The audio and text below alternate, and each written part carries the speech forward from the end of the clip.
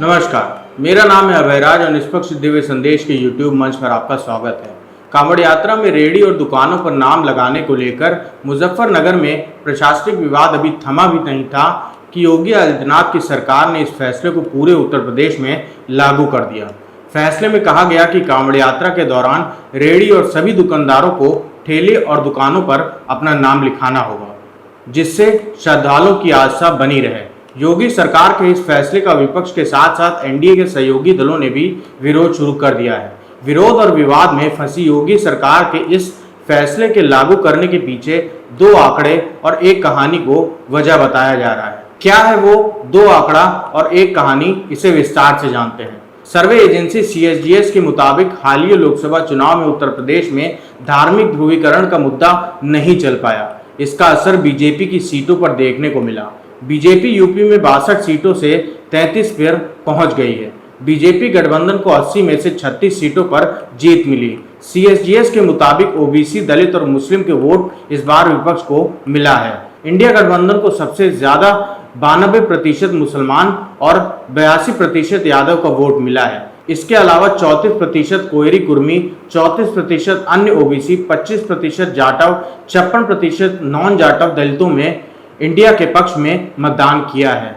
पश्चिमी यूपी में भी मुसलमान, जाट और दलित एक साथ नजर आए। इसका प्रभाव परिणाम पर भी दिखा।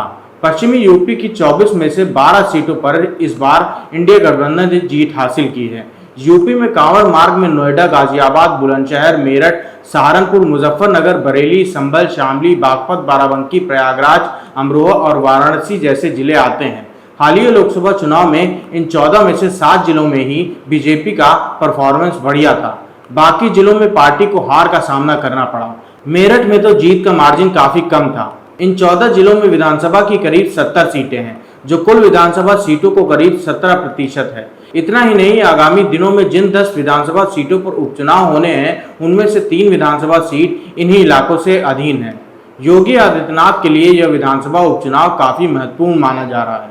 लोकसभा चुनाव में बीजेपी की निराशाजनक प्रदर्शन के बाद से ही उत्तर प्रदेश में योगी आदित्यनाथ की सरकार कई नेताओं के निशाने पर है। खुद डिप्टी सीएम केशव प्रसाद मौर्य संगठन को सरकार से बड़ा बता चुके हैं। इतना ही नहीं, विधायक फतेह बहादुर, विधायक सुशील सिंह और विधायक रमेश चंद्र मिश्र प्रशासनिक व्यवस्था पर सवाल उठा चुके हैं। यूपी की सियासत में यह चर्चा भी जोरों पर है कि योगी आदित्यनाथ के मुकाबले केशव प्रसाद मौर्य को मजबूत किया जा सकता है। मौर्य जिस तरह से हाल में मुखर थे और फिर अचानक से शांत हो गए, उससे भी इन चर्चाओं को बल मिलता है। कहा यह भी जा रहा है कि राज्य की सरकार और संगठन में अब जो भी बदलाव होंगे वो विधानसभा उपचुनाव के बाद ही होंगे। यानी 10 सीटों पर होने वाले उपचुनाव योगी आदित्यनाथ के लिए एक बड़ी परीक्षा मानी जा रही है। रेहड़ी और दुकानों पर नाम लिखने को लेकर योगी सरकार के आदेश से बीजेपी के सहयोगी दल ही नाराज हैं। राष्ट्रीय लोकदल, जनता दल यूनाइटेड और लोजपा ने तो बयान भी जारी किया है। जेडीयू के मुख्य प्रवक्ता केसी त्यागी का कहना है कि इस तरह के फैसले को कोई जरूरत नहीं थी। चिराग ने भी योगी सरकार के फैसले को गलत बताया। राष्ट्रीय लोकदल का कहना है कि इस फैसले से भाईचारा प्रभावित होगा। पार्टी का कहना है कि चौधरी चरण सिंह के वक्त भी कांवड़ यात्रा निकलती थी और सब मिलजुल कर रहते थे। विधायकों के इस्तीफे की वजह से उत्तर प्रदेश विधानसभा की 10 सीटें रिक्त हो गई हैं। इनमें अंबेडकर नगर की कटहरी, फैजाबाद की मिल्कीपुर, गाजियाबाद की शहर सीट, कानपुर की शीशामऊ, प्रयागराज की फूलपुर, मैनपुरी की करहल, मुरादाबाद की कुंदर की, मुजफ्फरनगर की मीरापुर, मिर्जापुर की मझवा और अलीगढ़ की खैर सीट शामिल हैं। इन 10 में से 5 सीटों पर सपा का कब्जा था, जबकि एक पर आरएलडी, एक का अपना दल और 3 पर बीजेपी को 2022 में जीत मिली थी। धन्यवाद।